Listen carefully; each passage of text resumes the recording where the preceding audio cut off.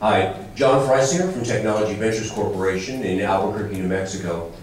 We are a nonprofit 501c3 that was actually established by Lockheed Martin, of all people. Even my own colleagues within Lockheed Martin can't believe that Lockheed Martin has a charitable foundation associated with it. The original intent of the setting up of the organization was to assist the national labs, specifically Sandia National Labs, which is a Department of Energy lab, with the mission of tech transfer. That may sound like exotic work, but when it gets right down to it, that's very difficult in actual execution. Scientists are very, very happy to spend all day researching with world-class toys and really have no desire to commercialize technology. So therein lies the problem. We've existed for 18 years. That sort of makes us the gray hair in the room when it comes to working with the national labs. I know there are several in the room that have track records about that long. But our model is a little bit different when it comes to working with national labs, because what we try to do is build up companies that can receive venture financing. We don't help people find bank financing. We don't help people bootstrap. We help get them ready for venture financing. In our 18 years, we've helped raise about $1.2 billion in venture financing, which is a significant impact if you think about New Mexico. Yes, New Mexico is the butt of many other states' jokes. We appreciate that. Thank God for New Mexico, or the rest of you would have an educational system down at number 49. So we're propping the rest of you up.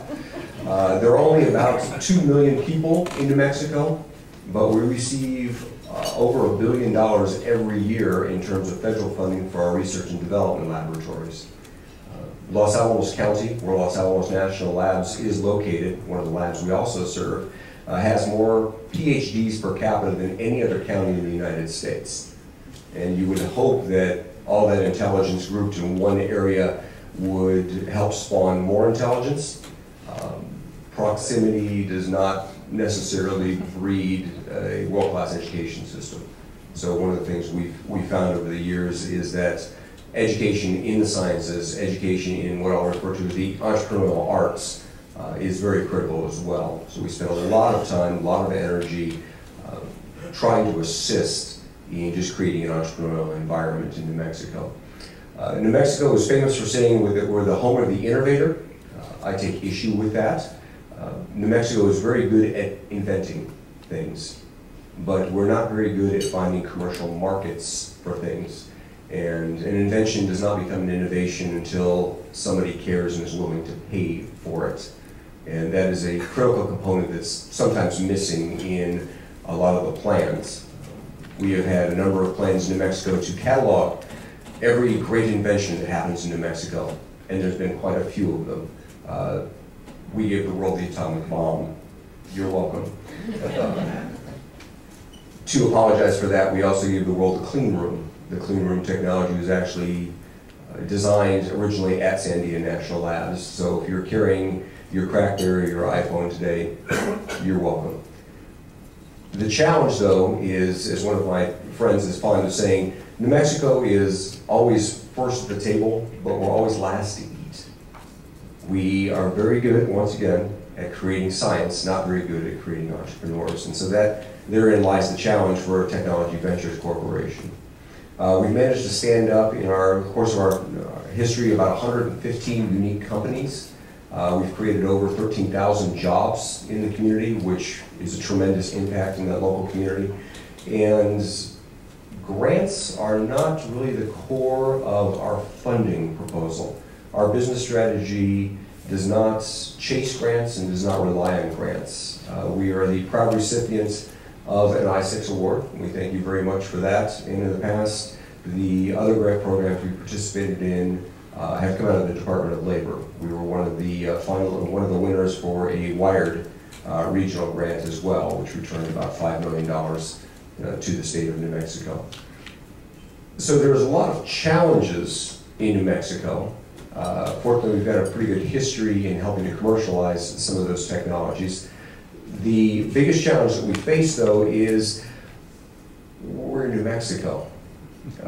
We're not close to DC. We don't spend a lot of time in DC. Our closest regional offices are typically in Austin or Denver, which are very long flights, and we're usually, not to sound too parochial, but we're usually the forgotten state. Several times I've been to the airport where people have actually asked for my passport. We like to say in New Mexico, we're neither. I'll let you spend a few seconds with that one. We do have a very strong focus on economic development in New Mexico. It is always a high priority for our legislation. In New Mexico, we spend a lot of time, however, chasing what I call unicorns. We'd like to be Silicon Valley, we'd like to be Boston, we'd like to be Austin, and so we try to build capacities that would make us look a lot like Silicon Valley. We're not Silicon Valley. The entrepreneurs often refer to the Valley of Death. That's just outside of Albuquerque. Take a wrong turn, you actually end up in it. We have a tremendous number of assets in New Mexico. Our governor was very visionary several years ago and built a spaceport. How many people have spaceports in their states? So our spaceport is a very long strip of concrete and one single building at this point. And as it turns out, a spaceport does not necessarily mean that you have an economic development cluster. If you build it, largely they will not come. Sir Richard Branson has actually flown 2 flights out of our spaceport, so we're very happy with that. Our original idea behind applying for the I-6 grant was to help accelerate the research community toward commercialization. We have a lot of SBIR recipients in our state, a lot. Depending on the figures, we're between first and second per capita in returns on SBIR awards. The problem is also that we have an SBIR culture in our state. Instead of commercialization, we oftentimes look toward where's the next SBIR grant coming from. And so the purpose for our I-6 award was specifically to help people look toward commercialization and recognize that government funding as a business strategy is not sustainable. I think there's going to be a very rude awakening for companies whose core business model is government funding. That should come about September of next year.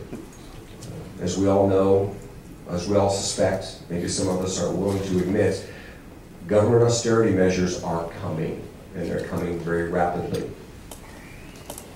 Government funding is a good augmentation to your business strategy. It should not be the core of your business strategy. And so we try to help break down that mentality, first of all, because that actually creates the silos that we see in New Mexico. We have people in New Mexico which we refer to as horse thieves. Horse thieves are those folks that try to bring value to their region by winning a grant over one of the other local economic development industries.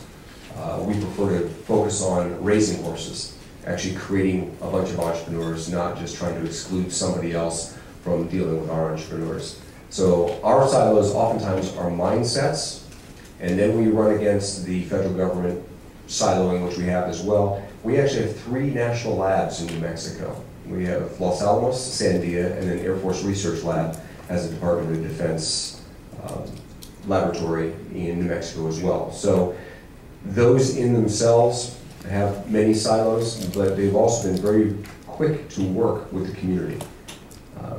They view part of their fundamental mission as helping the community create high-paying, high-wage jobs. And that singularly has been the thing that has allowed us to succeed within the state for 18 years, because those high-wage jobs actually end up supporting the laboratories. No longer can we live in an area where everything is invented in the lab. Many of the suppliers for the labs were actually spin-outs from the labs. We've created a science and technology park which houses about 4 dozen companies that are direct suppliers back to the national labs. And so when the laboratories ask me, well, what's the value in tech transfer or economic development, I simply point to their supplier base.